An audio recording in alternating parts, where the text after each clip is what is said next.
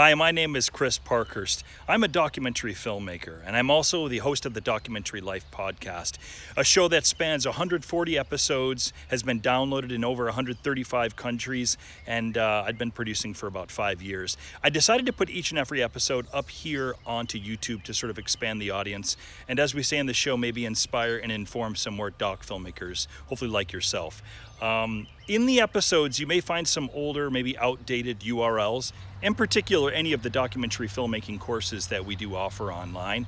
If you have any questions about the URLs, simply look in the show notes on this page, here on this YouTube page, and that'll be able to take you where you need to go to. Other than that, I hope you enjoy the show, and it's great to have another listener to the Documentary Life. Have a great day. Microphone check, 1, 2. CC, hello and welcome. CC, hello and welcome. 1, 2, 3, 4, 5, 6. She sells seashells by the seashore. She sells seashells by the seashore. There we go, rolling. Giving yourself the power to let go of a project that you decide is not right for you or for the characters or for the world or for whatever reason, I think is really key to finding the ones that are. You have to be ready to kill every story at any moment. And you have to be able to understand and feel free to do that and to walk away from it. And just because a story gets killed, just because you let go of something you put time into, doesn't mean it was for nothing. Like you've learned something from that experience. As you know, like documentary is so impossible. It's so hard. Everything out there is trying to tell you that it won't work. You have to be delusional just to think it's going to work. But then to actually make it good is like this whole other game. You're literally trying to predict what's relevant 4 years from now. Hello and welcome to the Documentary Life, a show that sets out to inspire and inform you on how to best live and lead your own documentary life. I am your host, Chris G. Parkhurst, and this is episode number 96. And it is brought to you by Barong Films, proud creators of documentary film, the Documentary Life podcast, and the Documentary Academy, our industry-changing A to Z documentary filmmaking program that will transform you into the documentary filmmaker that you've always wanted to be. Find out more at thedocumentarylife.com/academy.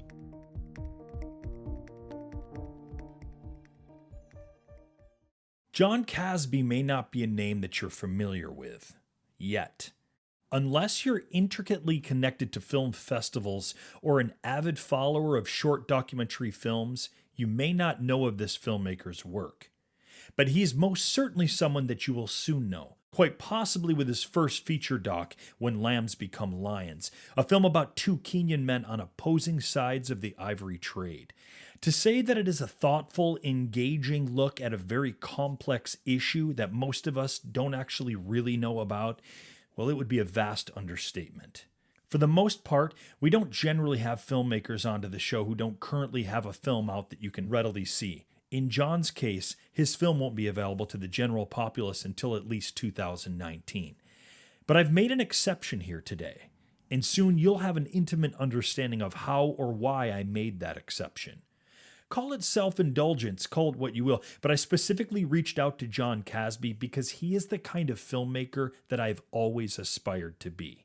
He makes films all over the world, spending time with and shedding light on people and cultures that most of us may never experience firsthand. He is culturally sensitive but fearless in his approach. He throws himself into a subject and into a way of life with great abandon, all in the hopes of coming to a better understanding of not only how life happens for the people that he is filming, but how we may in turn reflect on our own prior perceptions of how life happens for other people.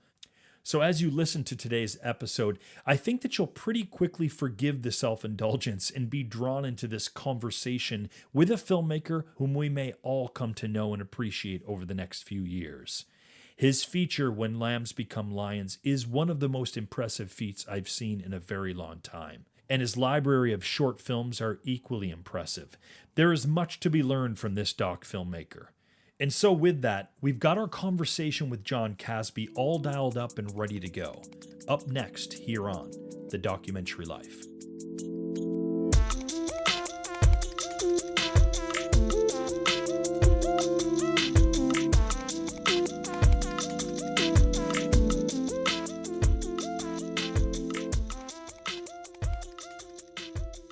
Lately, we here at the Documentary Life podcast have been really ramping up our free live webinar events. It's a great way to learn the aspects of doc filmmaking from the experts in the field, as well as engage directly with the expert in a live Q&A setting.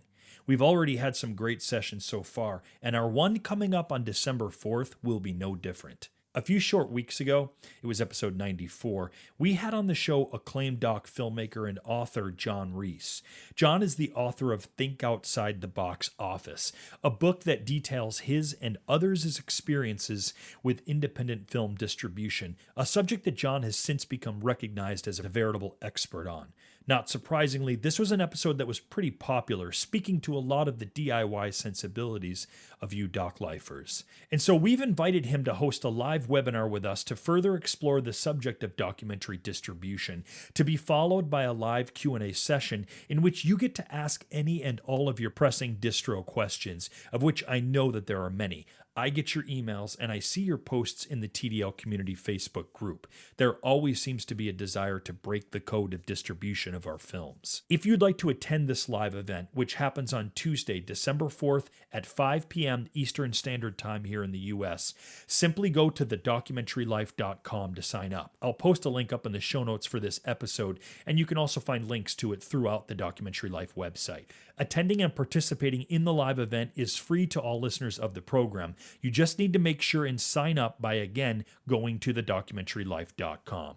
This is going to be a great opportunity for you, Doc Lifer, to engage directly with a film distribution expert. So get your questions ready and sign up today. So I have some exciting news to share with you, Doc Lifer. On Friday, November 23rd of this year, the Documentary Life will be hitting a milestone. We'll be 2.5 years into this incredible journey and posting our 100th episode of the podcast. I know, it doesn't seem possible, but nonetheless, here we are at the century mark. Not surprisingly, this has given Steph and I pause to look back on the Documentary Life, as well as to look to the future of our own documentary lives.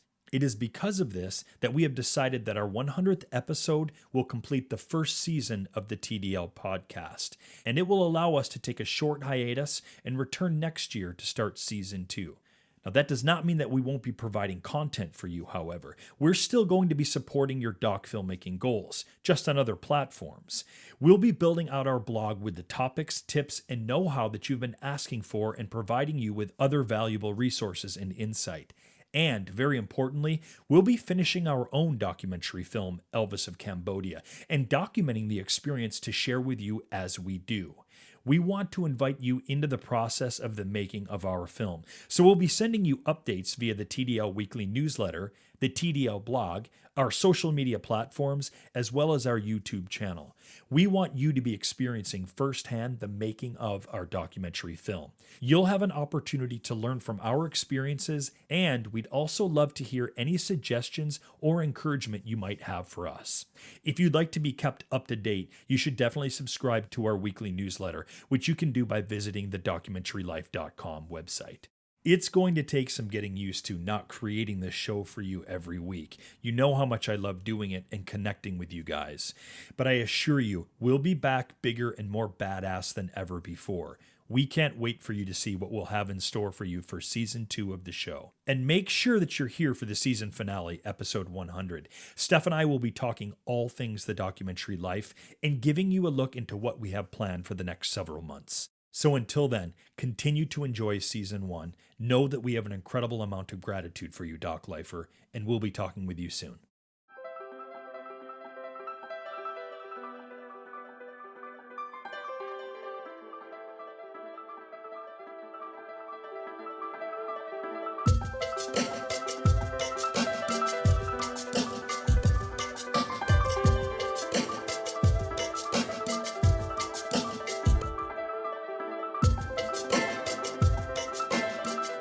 I'm excited to bring on our guest, documentary filmmaker Jon Kasbe, to the program. Jon, I have recently just finished up watching your first feature documentary, and I'm excited to talk to you about that film, When Lambs Become Lions. However, before we do that, we have a bit more to get into as well. But I should first welcome you to the Documentary Life. Thank you. I'm excited to be here. Absolutely, Jon. And in fact, I'm talking with you today. I know that you're based out of New York, but you're in Berlin as we speak, are you not? That's correct. I actually don't have a reason to be in Germany. I was just in Zurich, Switzerland for the Ah. Zurich Film Festival. And next I'm going to the New Orleans Film Festival. And there was just this awkward amount of time in between. And so I decided to come and visit Berlin. I have some friends that live here and I've heard amazing things about it. So I just wanted to visit the city And how's the before. city treating you so far? It's been good, you know. I actually haven't done as much Berlin things as I wanted to. I've been working a lot more than I was hoping to. But it's pretty cool. It's interesting that the city's motto is cheap but sexy. Yeah, Uh, I like which that. is very true. Like that's exactly it. That's what drew you in. Yeah, no, exactly. I mean, it knows what it is, and it's true to itself, and it's a beautiful, special place. Excellent, excellent. So, John, often what we do at the outset of the show is we try to get a little bit of background context. And so I'll ask you, how and when did documentary films start, and even why did documentary films start happening for you? I mean, my first experience with a camera was quite young. I was 10 years old, and it was the first time something bad had happened in my life that was meaningful. My grandfather, my father's Indian, and my grandfather is also Indian. He lives in India, and he's kind of dedicated his life to working in leper colonies. So he kind of goes into these communities and he helps people and he provides education and food and all kinds of healthcare. Um, but culturally, it's very looked down upon to kind of enter that community and leave it if you're not a leper. Oh, yeah. Oh, And yeah. so, yeah, and so you know, when I was a kid, he was kidnapped for what he was doing, and these men doused him in gasoline and they took him to the center of town and they were going to burn him alive as a symbol of, you know, no one should be doing the work that this man is doing, and he was saved by the police, you know, moments before being set on fire. But I remember as a 10-year-old, my grandmother calling me and telling me this story, and I was just completely shook to my core that people could do this, and I didn't really understand why they had an issue with what he was doing. It seemed like good work. And so at the time, you know, as a child, I was trying to understand it. I was trying to tell people about what had happened, but there was just this disconnect between how I was feeling and how other people were responding to the information and to the story. And so I saved up as much money as I could. I borrowed money from everyone I could ask to borrow money from, and I bought a camera and I went there and I interviewed him about what had happened, and just tried to understand it. But just to give it sounds a little strange now, but like my parents, No, it my sounds parents amazing. my parents had a very unique kind of onset of like a very unique perspective on life. They were both missionaries, so I Yeah. grew up in this kind of missionary family where we were traveling quite a bit, and they homeschooled me, and they really prioritized kind of us learning, me and my sister learning, and education being done by experiencing life, Yeah. like an adult. So Yeah. for most of my childhood, most of my friends were adults. A lot of the schooling was actually done by just experiencing life in real time. And so they were actually quite excited that I wanted to go by myself and wanted to go do this project and try to understand what had happened and, you know, save it and then share it with other people. Yeah. And so, you know, I didn't come out of the experience with this, like, you know, huge calling that I should be a documentary filmmaker or anything like that. But I did come out of it with a really deep understanding that this is a powerful tool. And when used properly and sensitively, you can really help people see things that they wouldn't normally see otherwise, and convey stories in a really meaningful way. And so that was really exciting. That's kind of what kicked it off for me. And then I'm curious at that point, when you put this, did you put a finished film together then? Did you make a short film out of this? Or was Yeah. it really more about the experience of just capturing it? So I edited a short film together, but it was pretty awful. And it ended up being more of a therapeutic process, I think, for me and my grandfather and just kind of everyone involved. But it was, I mean, it was cool. It was really cool to like be able to show it to people and to like help people understand what had happened and why. But I think it was really more about me and my grandfather than it was about having a piece that was finished. And, you know, it hasn't changed that much. Yeah. Like even now with this last film I did in Kenya, like the motivation for doing that film was the process. Like it wasn't about having something finished at the end. It was really like the process of doing it was the ends for me, and I think for the characters as well. And I think that's really important for me because with doc you just have no idea what will and won't happen afterwards. And dangerous game to get your expectations set on the wrong things or things you can't control. That's right. Oh boy, do we have that conversation a lot on this show, and for good reason.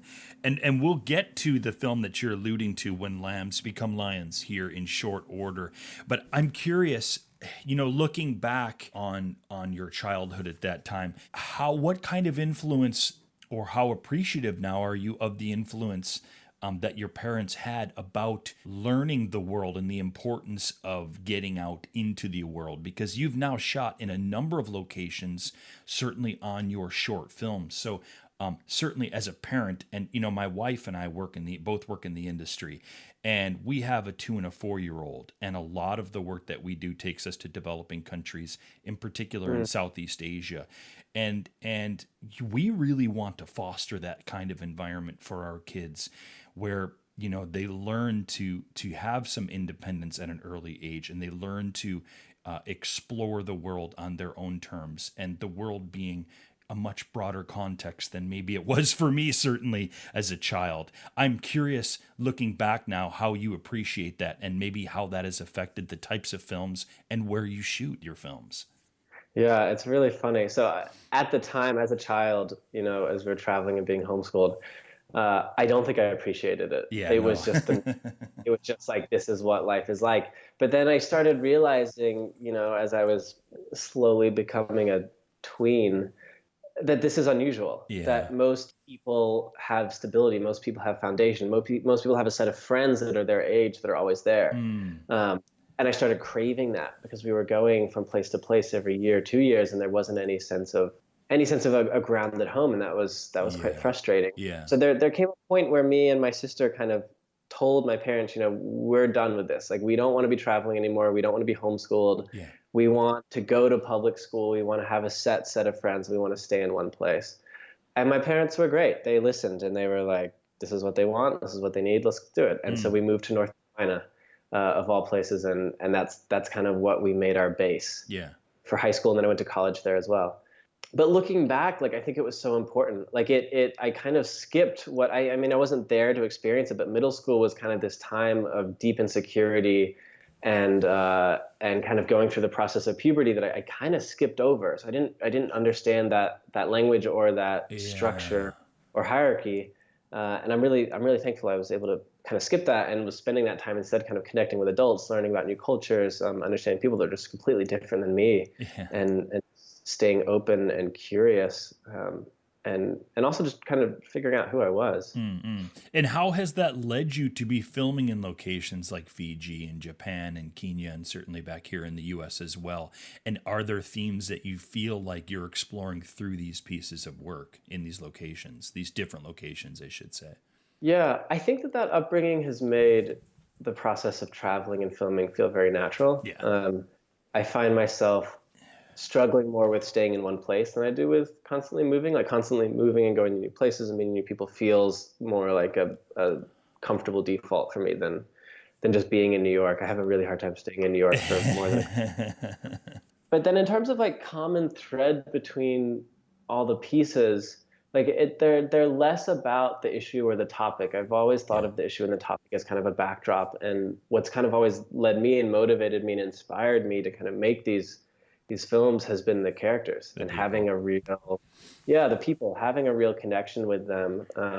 Whether it's they're, challenging me, completely disagreeing with my way of thinking, or inspiring me, or just someone that I can't stop thinking about.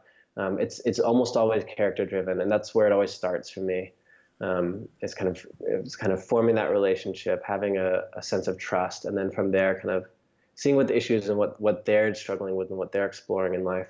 And hopefully then sharing it with people if it feels like something that needs to be shared. Well, and that's what I was going to actually ask you. So certainly what you've just described is very much the process that you were alluding to earlier, and it's a particular part of filmmaking. I think a lot of doc filmmakers are drawn to that. I myself, it certainly included. But I'm curious, are you thinking, or when are you thinking about, okay, I want to get this out to a broader audience, and I want to be able to shed a light on a people and a culture? Is that a part of your thinking while you're making these films?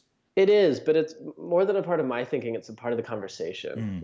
I'm pretty transparent with the people I'm working with about that. And one of the first questions I'll often ask is like, do you all have something you want people to know? Like, do you have something you want to say to a broader audience? Like, is that something of value to you? Because if it's not, a lot of people don't feel that. And that's okay. There's nothing wrong with that. But it doesn't lend itself to kind of what I'm trying to bring to the table. Yeah. And so that's something that I think is really important to state clearly up front, so that motivations for both sides are quite clear, and that the people I'm filming and profiling and following understand why I'm there and why I want to share their story, but also they have a reason to do it beyond just like, we like hanging out with this guy, or this is interesting. Yeah. And actually, see value in that, because at the end of the day, that's what happens, Right. and That's right. it's really hard to always understand what that means.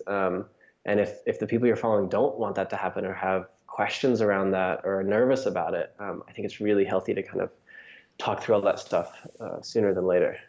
Now, the first film that I saw that you've done, Jon, is the feature film When Lambs Become Lions. And I have to say, it wasn't long into the film when one of the first thoughts I had was, my God, how does a first time doc maker make this film? How is that possible? And then of course, after watching the film, I would then go back and research you quite a bit more. And what I realized was, oh man, this guy's been doing film for a long time. Look at, you have a number of shorts at jonkasbe.com or your Vimeo account. And these films are very well done, and they are, as I mentioned, shot in locations around the world. So in many ways, it would appear that, this is certainly not a first-time doc filmmaker, and any press surrounding you describing you as such is certainly, I think, missing the mark. I'm curious, while you've made these doc shorts, have you at all been doing the short form to set you up to be able to do something like a longer piece like When Lambs Became Lions? Or has it not really been that thought out or intentional in that way? A bit of both. I started with shorts because they're more accessible, right? There's Mm. less, they require less time, they require less work. And also, when you're still trying to figure out, like when you're still trying to kind of refine your craft and also find your voice and Mm. find your motivation, shorts are a great way to do that, because you can make mistakes, you can fail, you can start projects and then give up on them, Yeah, which I right, think is right, so right, right. important. I think it's so important. I think having that freedom and giving yourself the power to let go of a project that you decide is not right for you or for the characters or for the world or for whatever reason, I think is really key to finding the ones that are. Uh, Um, and so for me, shorts, it was intentional in some levels, but it wasn't totally thought out. Like at the time, it was mostly me. I wasn't super interested in features when I was making shorts. Like when yeah. I'd watch features, I would go to festivals every now and then. I'd watch features, and oftentimes I felt like they were always like 20 minutes too long. Like I'm That's feeling a lot of that happens in the doc world. I would Yeah, agree. and not just docs. Like I think narrative films as well. Like Yeah. they generally feel a little bit too long, and I kind of had this feeling of like, why is everything so long? Mm. And so I was quite resistant to the form. Actually, I was quite resistant to going out to make a feature to make a feature. Yeah. And so what I would do is, I would keep meeting people, keep traveling to new places, keep finding stories I was drawn to, and it was never like this is a short or this is a feature. It was just I'm here, let's make something together, and then let's see what it. Right. Let's tell that story. Yeah, let's tell the story, and then Let the based on story what the story. dictate the time length, perhaps. Exactly, Yeah. exactly. And so with Lambs, that was my first feature, but I didn't come into it thinking of it as a feature. I went into it thinking, Oh. yeah, I went into it thinking as a short film about trying to understand the poachers and why they do what they do and what motivates them and what does their life look like. And then it wasn't until about a year into the project when I realized that X, the main character, when I realized that his cousin was a wildlife ranger, that's when I was like, wait a second, I don't know if this will work as a short. There might be something more here. I don't know for sure, but I think there's something. And it was kind of just this process of following it and staying with it and staying with it. And then realizing that we had like 700 hours of footage and thinking like, this isn't going to be a short. Okay. Okay, Jon, before you get into it, because believe me, I'm very much chomping at the bit to get into this film. But there's something you brought up that I would love to hear just a little bit more about. Yeah. And it's this idea of beginning a project and then at some point realizing, you know what? This isn't for whatever the reason, I don't see this project continuing. This is not something I want to continue working on. It sounds like obviously this sort of thing has happened for you. Is there any could you put a number to it, like a percentage on short films that you have started and decided for whatever reason, you know what, this isn't the story I thought, or I'm not, for whatever the reason, I'm not going to continue with this. I'm really curious about that. That's a good question. I mean, so I started making shorts seriously when I was in college. Yeah. Um, and so I went to UNC Chapel Hill, and they had some really great programs there that kind of taught me. I studied some photojournalism and some communications and media production, things like that. Ah, But there was one program in particular there called CPJW, which is they take students to a community, and you have 1 week. And within that week, you have to find your characters, identify the story, film it, and edit it. And it's just yeah. this like crazy experience where you Oh, don't I love sleep. it. You're with a group of 15, 20 other students. There's some coaches. And early on, it kind of made me realize like it's amazing what I can do in such a short amount of time. Right. But it also made me realize that because I shouldn't say this out loud, but I'm going to because it's important. Like most of the stories that I felt like get made in this program shouldn't exist, right? Yeah. Like they're not special. Uh, they're normal stories about things that most people already know about.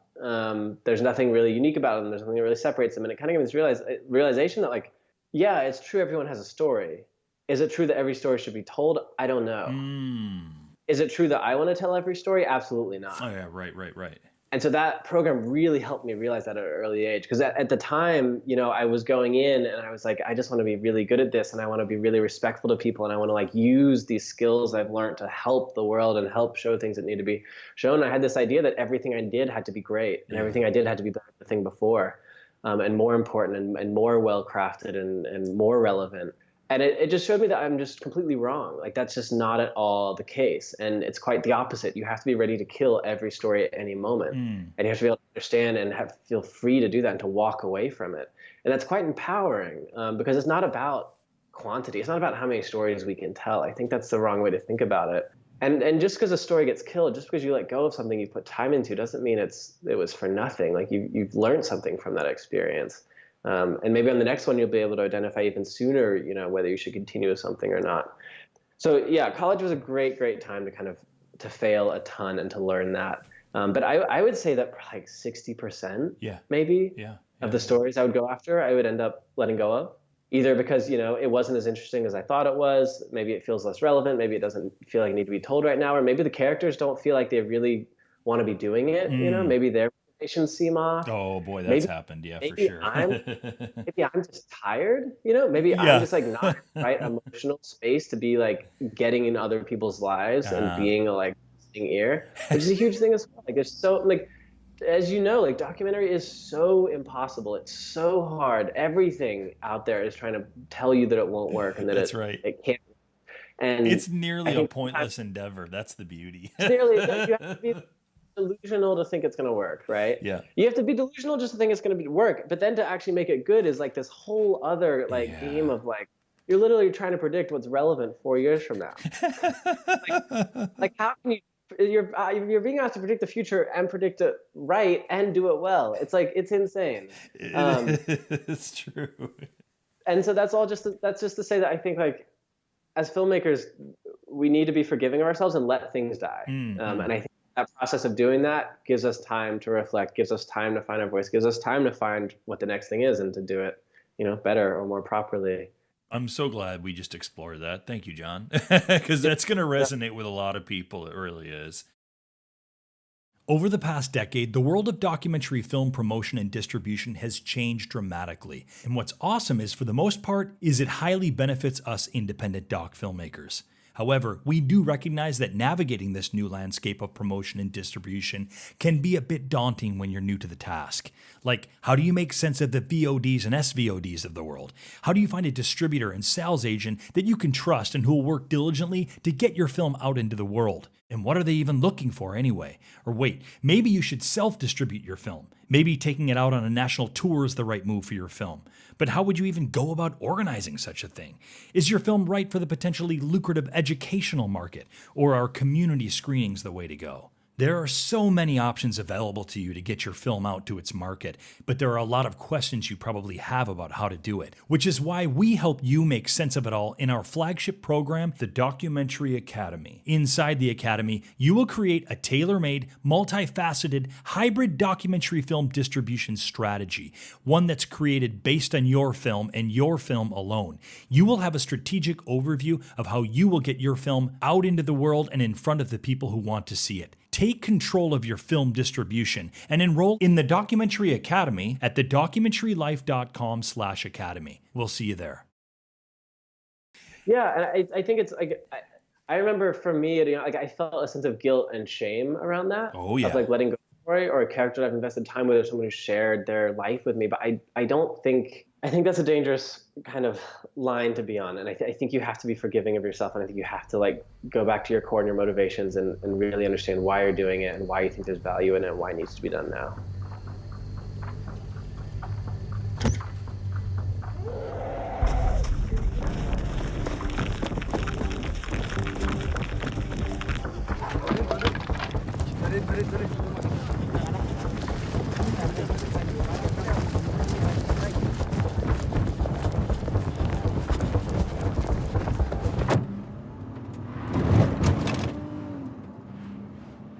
For those who are unfamiliar with the film, give us a short synopsis what it's about. Yeah, When Lambs Become Lions is about two men on either side of the ivory trade. One of them is an ivory dealer named X, and the other one is a wildlife ranger named Asan, and they are cousins. How did you come by the story, and what's your connection to Kenya? Yeah.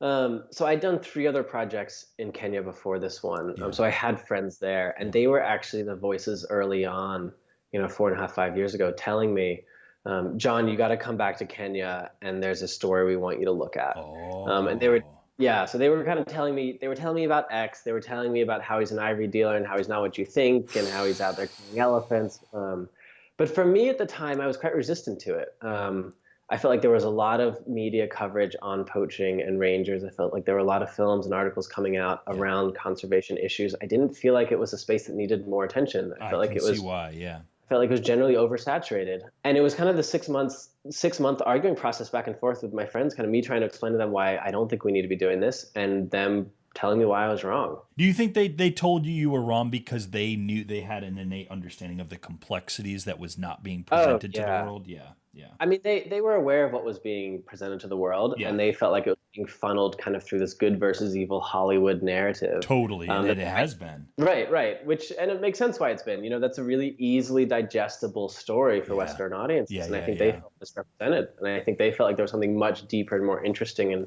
and complex happening, and they wanted to explore that together. So they pushed me, and I came. I met X, and within the first week, kind of all of my preconceived notions around this idea, around this topic, around who I expected this character to be were flipped upside down. Yeah. I mean, it happens within the first few minutes of the film. I mean, literally, he has that kind of face even that you look at his face and his mannerisms and you want to know his story. You're very much naturally drawn into who this person is. Yes, I was hooked from day one. I mean, he didn't have the shame and the guilt around poaching that I was expecting him to have. He wasn't afraid to talk about it. It was very matter of fact. It was very, this is just our way of life. And he was honestly, like, he was very interested in having someone hear his perspective. Yeah. When I went to him, it was like, look, there's been a lot of stuff done on this topic and on this issue, but I haven't heard from the people out there killing the elephants. Like, I haven't heard their side of it. I don't know why they do it, besides from just like basically guessing they do it because they don't have money. Aside from that, like, I don't really know what their life is like or why they do it or why they continue to do it when it's so dangerous, it seems like, to do. Yeah. When you read about rangers being given permission to kill on site, like, why are these guys still out there doing this? And so over the first week we just talked, and he kind of did his best to help me understand as much as I could. But it's not the kind of thing that you can just explain. You have to be there and you have to experience it. Yeah, you can't parachute in or just get the story and go home. You can't.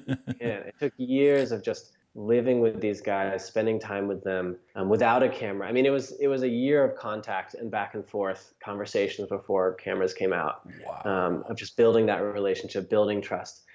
Me checking their motivation for why they want something like this made, but them also checking mine. Yeah. I'm learning a lot about them, but they're learning just as much about me, which was, I think, really, really important for this one. How did you get him ultimately to agree to be, and other characters for that matter, to be on camera? And I understand certainly the aspect of he felt like, look, there's a version of this story that's not being told, and I can be frank with that. But at the end of the day, there is still great risk for him, not only in what he's doing, but to be filmed in what he's doing. So why do you think at the end of the day he allowed for that to happen? I think a lot of it was that I didn't ask him that. Mm. I never said, "Will you allow me to do this?" It was always more of a like, "This is why I'm here. This is what I can offer. These are the skills I have. Do you see a use for this? Wow. Do you have something you want people to know?" And early on, he was telling me about his father and having seen his father get killed, Right. get shot 11 times by rangers, because his father was also a poacher.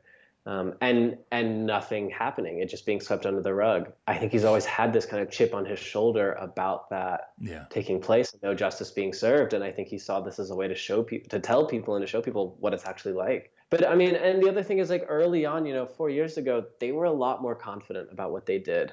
One thing that I think is often not, most people don't really realize about Kenya, especially this area, is that like, it's not a secret who's doing what. This is a community of people that all grew up together and have all lived here most of their life. Yeah. They all know each other. The poachers and the rangers all know each other. They all know what each other are doing. And they feel, I think, oftentimes like one community that's kind of been split when poaching became illegal 45 years ago. Oh, I'm sure. Yeah. And half of them are out there now protecting and the other half are still hunting, but at the end of the day, they're going back to the same homes. They're part of the same religion and culture and families. And that's something that is certainly very much apparent throughout the film, and that's something that I appreciated, was the complexities of that. And I'm curious, Jon. So you have the two sides of the rangers and the poachers. They both were well aware of you filming, but they had to have been aware that you were filming the other side as well. Were they not? And how did that Absolutely. work? Yeah, they did, and that was actually something early on I was a little bit nervous about. Yeah. So for the first year of the project, I didn't know we were going to follow rangers as well. Okay. We were just following X and Lucas. Yeah, right. And then it was about a year into shooting that we met Asan, and found out that he was cousins with X, and then we started following him and his ranger unit. But at the beginning I was a little bit nervous about it, but then I started realizing like the fact that like X goes out there and visits the ranger unit, and the rangers will like come to X regularly asking for cigarettes and money and Mira, and it's like they're just all in it together. Like they don't see themselves as separate sides. And this is one of the things that X early on like really wanted me to understand, was that the world looks at them as people on separate sides of an issue fighting enemies. And yes, they do fight at times, and yes, they kill each other at times, but they don't live like they're on separate sides of an issue. Like this is one community. And so like just from following X, like the number of rangers I would meet that would come up to him asking him for money, asking him for help, it was all the time. And so it wasn't that tricky, and we were pretty transparent. Like there was never a like don't tell one side who we're hanging out with. Like we were always kind of being honest with both sides about what was going on and what we were doing. And there were also instances where, I knew something, or I didn't know something, but I had a good sense that there could be something happening with the rangers while I was with the poachers. And I'd actually want to see what was happening with the rangers. So I'd actually bring up a second cinematographer from Nairobi to come and to film their side of it as well. That's how you were doing that. Okay. Yeah. Yeah. It's interesting. You bring up a point that it makes me that I can certainly connect to. Early on, sort of in my doc filmmaking career, I had a moment similar to what you're describing, where in Cambodia you're dealing with a populace that genocide has happened 40 plus years ago, but it's a populace now that, unlike a lot of places on the planet, these are people that are absolutely functioning with one another within society years after killing one another. And I remember that I'm filming a group of villagers, and these two guys are laughing, and they're sharing a story because, and in the middle of the story that they're reciting, they're realizing, and they were on the opposite sides. One was fighting for the Khmer Rouge, the other was fighting for the royal forces, the government. And they realized that they're telling the same exact story, and they realized that one was trying to kill the other. And this is like years and years later, they realize, oh, wow, that was you. Oh my God. And they're just so sort of like good naturedly talking about it. And it's something that, and that was early on in my time in Cambodia. And then I realized that, wow, this really is, there's so much more to this than I have been led to, and most of the people outside of the country of Cambodia have been led to believe about how people operate here. And in terms of, like you described, this this line down the middle, and then there's right and wrong, good and evil. And it's like, oh no, these people are functioning, years after trying to kill themselves. They're friends and they have an understanding and they're alongside one another. And that's not something that maybe a Westerner can easily grasp or understand. Certainly it's not something we've been taught or described or told to in that way. It's very difficult. It's very difficult too. I mean, in my experience, I was finding the more time I spent there and the more I was learning, it was really more of a realization of how much I didn't know. Yeah. That happens a lot with our docs, right? Yeah. Yeah, it does, especially when you're going to a new world, a new community that's not your own. Yeah. And I think with this, one thing it took me a while to realize is that like this idea of right and wrong, like there's privilege in that. Yeah. There's privilege in saying that this is ethical and this isn't. And when your baseline way of living is, will I have enough food tomorrow for my children? There's a lot of things that have to be required before you can start thinking ethics. Yeah. It suddenly becomes a luxury, it feels like, doesn't it? It is. It is. It's quite a luxury. And that's been really hard helping audiences, especially in Western culture, like kind of put their heads in that place. Yeah. Because it's quite easy when you have all your basic needs taken care of to judge. But one thing we really wanted to do with this film was to really try to not judge or justify either side, but really just try to understand why they're doing what they're doing and then let audiences experience it.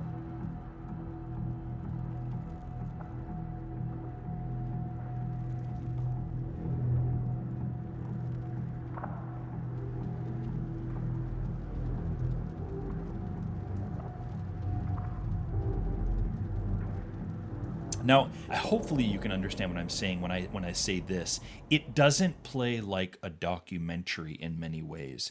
It plays and feels like well thought out narrative cinema. How intentional was this? And when did you know that you wanted to put this story together in this fashion? Yeah, it was very intentional. I think from the beginning we felt, and it kind of ties into so many stories already being done on this issue. I feel like there've been a lot of documentaries made about this, and so we didn't want this to feel like a documentary at all. I think we knew going in, we wanted it to be a verite experience. We knew that I was going to do a large amount of shooting, and that most of what we wanted people to see and feel and experience, we wanted them to actually see it unfold and not just hear about it in the past tense or the future tense. Yeah.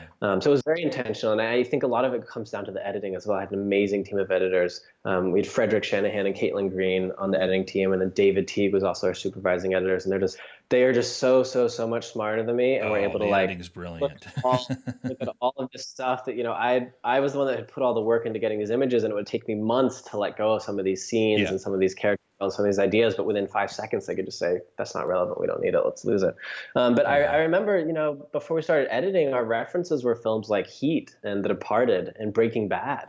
Like those were kind of the shows we were looking to. We weren't really watching docs to kind of inspire us and to kind of push us. We wanted this to be something that, could kind of go just beyond the doc community. We wanted it to be something people would watch because it's a real story and it's meaningful, and you're seeing characters change over time. So yeah, it was very intentional. I think that's a big part of why it took 4 years to make. I think if we'd taken a little bit more of a traditional approach, we could have made it a lot quicker. Were you there? I mean, there are some you mentioned Breaking Bad, and there's definitely certainly the anxiety present throughout the film, I would say. I'm curious, were there moments where you were personally ever fearful for your well-being while you were filming? Yeah, for sure. I mean, what was that like? So I went on 8 hunts total, and the first 3 hunts, I was not allowed to take a camera with me. Wow. And that was really hard and emotional and stressful. And when you have a camera and you're in a situation, you can kind of justify it because you're saving it for this other purpose, this other meaning. And it, in a lot of ways, can act as a wall between you and reality. Oh, yeah. You can kind of separate yourself from what's going on because you're looking through a screen. But when that's taken away, you're there and you're in it. And I think for the guys, like they wanted to see, can this guy handle this? Like, is he down to do this without a camera? Like, does he have the emotional and the physical kind of capacity to handle it? So that was really, really difficult. One of the most ethically complicated situations of my life. And this theme of the curse in the film, like I was feeling that at times, that's something that after those first 3 hunts, like I felt awful for a long time. And I had to really step away from the project and really kind of process what I'd seen and what was going on. But to be frank, in terms of like just danger, I actually felt the most in danger with the Rangers. Yeah. You know, these guys, when the poachers go out on a hunt, they plan it and they know exactly who's going to be where. They're paying people off, and it's all very specific. But with the Rangers, they're out in the bush 26 days out of the month. They have no idea what's going to happen when, and they're getting calls on these walkie-talkies at 3, 4 a.m. and they're going out just into the darkness on foot. Oftentimes they don't have a car. Yeah. So they're going out on foot. Some of them are wearing sandals. Half of the guns don't work. Most people don't have flashlights. They're using their cell phone flashlights to kind of see what's going on. And we're running into situations where people are firing guns. And so that to me was much, much scarier. Yeah. And, you know, I think Rangers are just dying more often too. Like, I think there was like at least one Ranger dying at Hassan's unit each year. And so it just felt like that was the only outcome from being out there is death for those guys. We've been speaking with documentary filmmaker Jon Kasbe. His current film, When Lambs Became Lions, is what we've been just talking about. Jon, how can we see the film at this point? Oh, good question. Yeah. It depends on where you are. Yeah. Right now we're doing the film festival circuit. And so we'll be continuing that through the end of the year. We have, I think, 10 more screenings coming up all over the place. Yeah. And then after that, we're in talks with distributors. So hopefully it'll be available to stream next year. Yeah, absolutely. And we will have information on this film, including more about Jon and certainly a trailer to When Lambs Became Lions up in the show notes for this episode. And as that information comes in terms of how we can see it, I'll definitely be updating that page. Jon, what a brilliant conversation. I feel like you're somebody that I could sit down with in Fiji or Japan or Cambodia or Kenya and just talk for hours about the work that we do. Thank you so much for coming on the program today. Thank you, Chris. It's been a pleasure.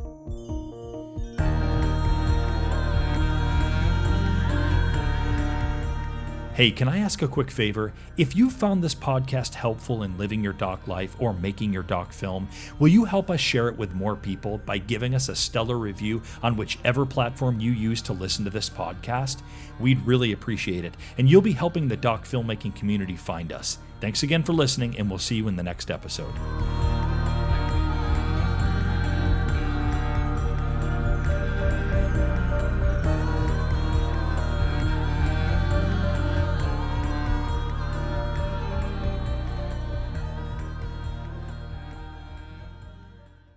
Thanks again for listening to the show, and remember to like and subscribe to this channel. Also, remember, for any of the URLs that may or may not be outdated and you want to get the most up-to-date information, perhaps for the documentary filmmaking courses, for the blog, for other episodes, just go ahead and check in the show notes below on this YouTube page, and that'll give you the correct URLs to use. Thanks again. Have a great day.